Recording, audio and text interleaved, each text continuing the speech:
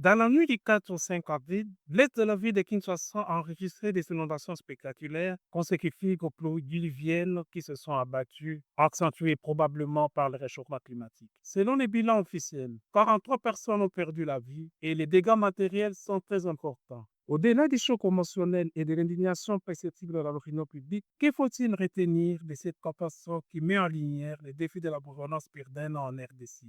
Bonjour, je m'appelle Albert Malouki Santek Jolino. Je suis directeur du pilier gouvernance de Bouteli. Vous écoutez le 14e épisode de la saison 5 de Ponaviso, capsule audio de Bouteli et du groupe d'études sur le Congo GEC. Ces podcasts analysent chaque semaine un sujet de l'actualité congolaise. Nous sommes le vendredi 11 avril 2025. Malgré les moyens limités qui handicapent son fonctionnement, l'Agence nationale de météorologie et de télévision par satellite Metersat, alerté depuis plusieurs mois sur les pluies qui devraient s'abattre sur Kinshasa. Cependant, aucune disposition conséquente n'a été prise par les autorités urbaines pour limiter les dégâts en cas de pareille catastrophe. Conséquence, coupure d'eau et d'électricité dues aux dommages, suivies par les installations de la régie de la Siège dans plusieurs communes de la ville, 42 écoles, 73 établissements de santé et 3260 maisons touchées. Dans une ville où il n'existe pas de logements sociaux, plus de 30 000 ménages sinistrés demeurent sans garantie d'une assistance adéquate de la part de l'État. Avec un budget qui dépasse à peine 1 milliard de dollars américains, le gouvernement provincial est désemparé. Il en est de même des communes soumises à une contrainte budgétaire sévère.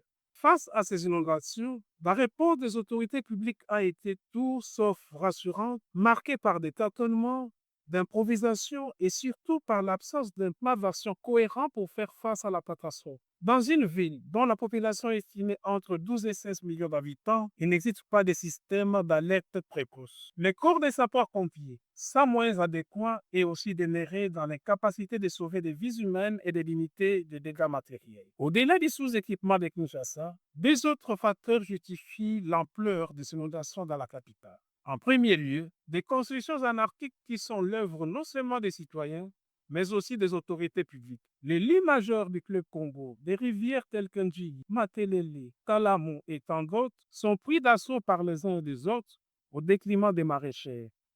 L'exercice des lotissements est avant tout perçu comme une transaction par les administrations publiques sectorielles rongées par la corruption. Les acteurs étatiques qui doivent réguler l'occupation du sol sont eux-mêmes à la base d'une dérégulation qui débouche sur la privatisation des espaces publics non réservés à l'habitat. Plusieurs tentatives de destruction de ces constructions anarchiques ont été stoppées par les mêmes autorités qui craignent aussi de perdre le pouvoir dans les quartiers populaires pendant les élections. Lors de la session de septembre 2024, l'Assemblée nationale s'était saisie du problème en instituant une commission ad hoc pour examiner les problèmes de l'insalubrité, des constructions anarchiques et des embouteillages à la ville de Kinshasa, des matières qui relèvent surtout de la compétence du gouvernement provincial. En deuxième lieu, il se pose toujours un sérieux problème de gestion des déchets à Kinshasa. Presque partout, y compris dans les institutions publiques, les immondices sont jetés dans les caniveaux, les égouts, les rivières et les fleuves. De 2007 à 2015, l'Union européenne avait financé deux programmes d'appui à la réhabilitation, à l'assainissement urbain et à l'urbanisation de la ville de Kinshasa, avec un coût mensuel estimé à 1 million de dollars par an. Malheureusement, les résultats encourageants enregistrés pendant 8 ans ont été annihilés au terme de cet accord de l'Union européenne.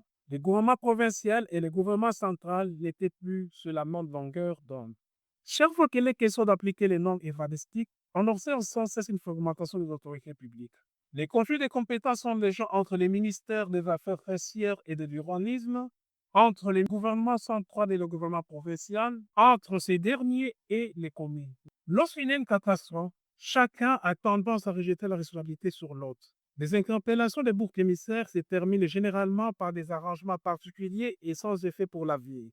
Au demeurant, les inondations qu'elle vient d'enregistrer une fois de plus la ville de Kinshasa sont révélatrices de la mauvaise gouvernance urbaine, impactée aussi par la mauvaise gouvernance du pays. Les inégalités criantes dans la répartition des richesses nationales accentuent la pauvreté et contraignent les souverains primaires à construire, même dans les zones qui exposent sa vie et les peu de biens matériels dont ils disposent. À Kinshasa, comme dans d'autres villes de la RDC, Il faut nécessairement repenser la gouvernance urbaine. Pour y parvenir, il est crucial que la société civile se mobilise pour imposer la révérabilité des autorités à tous les échelons. Une ville comme Kinshasa a sans nul doute besoin d'une décentralisation garantissant son autonomie financière et politique.